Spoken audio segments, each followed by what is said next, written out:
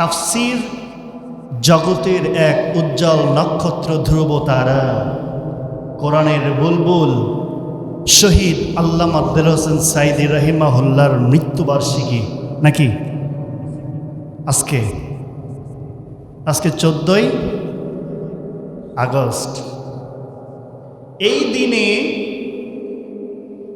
যে মানুষটিকে তাফসীর জগতের ধ্রুব তারা, শুধু বাংলার জমিনে নয় গোটা বিশ্বময়কে যে মানুষটিকে চিনত কোরআনের কারণে, কথা বলেন ঠিক কিনা, এবং এই মানুষটিকে যিনি মৃত্যুর কোলে ঢলে পড়লেন, ইনি ইচ্ছাকৃত মৃত্যুর সাথে আলিঙ্গন করলেন না কাফেররা তাকে মৃত্যুর সাথে আলিঙ্গন করালেন? আসতে না জোরে। যদিও তিনি অসুস্থ, কিন্তু আমরা জানি না আল্লাহর পক্ষ থেকে মৃত্যু এসেছে নাকি শয়তানের পক্ষ থেকে মৃত্যুর সাথে আলিঙ্গন করেছেন, কথা বলেন ঠিক কিনা। কিন্তু আমরা ধরে নিলাম মেডিকেল ক্লিনিকের মাধ্যমে তাকে হত্যা করা হয়েছে, কথা বলেন ঠিক কিনা। সত্য মিথ্যা একমাত্র জানেন তিনি কে, আরো জোরে বলেন তিনি কে। এই মানুষটি যখন মৃত্যুর সাথে আলিঙ্গন করলেন, বাংলাদেশের তথাকথিত প্রত্যেকটা মানুষের হৃদয় কেঁদে গিয়েছিল, কথা বলেন ঠিক কিনা। শুধু একটা কারণে, বলেন তো সে কারণটা কি? উনি কোরআনকে ভালোবাসতেন, আল্লাহর পরে তার ঈমান এনেছিলেন, কোরআনের পথে তিনি নির্ভীক সৈনিকের মতো চলেছেন, কথা বলেন ঠিক কিনা। এমনও এই জমিনে পাওয়া যায় অনেক মানুষ আছে যারা মৃত্যুবরণ করে কিন্তু তাদের জন্য একটা কুকুরও কাঁদে না, কথা বলেন ঠিক কিনা। আমার কথাটা কি রাজনীতি হলো না কোরআন নীতি হলো? বলেন বলেন। আমার কথাটা আল উলামা ওয়ারাসাতুল আম্বিয়া, যারা রাসূলের উত্তরসূরি, আমি কোরআনের দায়ী ইলাল্লাহ হয়ে আমি তাদের কথা না বললে আল্লাহর আদালতে আমরা দায়ী হয়ে যাব, কথা বলেন ঠিক কিনা।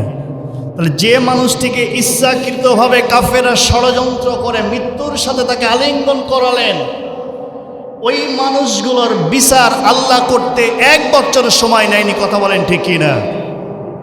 তাহলে সেই আল্লাহ যে সঠিক পথে আছেন, সেই আল্লাহ যে মাজলুমের পক্ষে আছেন, সেই আল্লাহ যে কোরআনের পক্ষের মানুষকে ভালোবাসেন, এটা তার বাস্তব নমুনা, কথা বলেন ঠিক কিনা।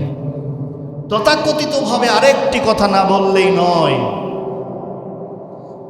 কিছুদিন আগে আপনারা ইউটিউব ফেসবুকের মিডিয়ার মাধ্যমে আপনারা দেখেছেন, আমিও দেখেছি, হৃদয়ে ক্ষত হয়ে যায়। শহীদ আল্লামা আব্দুল হোসেন সাঈদী রাহিমাহুল্লাহ সহ আরও কিছু আলেমদের ছবি নিয়ে ব্যঙ্গ করে তাদের মুখে জুতা নিক্ষেপ করেছে। আপনারা দেখেন নাই? দেখেন নাই? একটু দেখবেন। যারা করেছে এরা মনে হয় হিন্দুর ঘরের সন্তান নাকি? এরা কি হিন্দুর ঘরের সন্তান? না।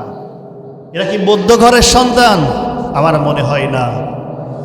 যারা এই কাজগুলো করেছে, আমি এই পবিত্র জায়গায় মেম্বারের পরে বসে বলছি, এদের জন্মের পেছনে সবচাইতে বড় অবৈধ ভূমিকা রয়েছে, কথা বলেন ঠিক কিনা। যদি না হতো, মুসলমান ঘরের সন্তান হয়ে একজন কোরআনের পক্ষের মানুষকে নিয়ে মানুষটা মারা গিয়েছে, তারপরেও সে মৃত্যুর মুখখানিকে ছবির সাথে লাগিয়ে তার মুখে জুতা নিক্ষেপ করছে, বলি নাউজুবিল্লাহ। আরো জোরে বলে না কেন নাউজুবিল্লাহ? আপনারা তাকিয়ে দেখেন, উলাইকা কাল আনআমি বাল হুম আদল। যারা এই কাজগুলো করেছে এরা শূকর আর জানোয়ারের চাইতে নিকৃষ্ট, কথা বলেন ঠিক কিনা।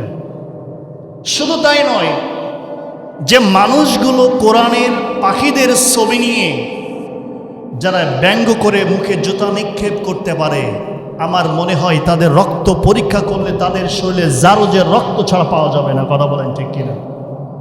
আপনারা বলতে পারেন মসজিদে আজকে আপনি এমন কথা বলছেন কেন?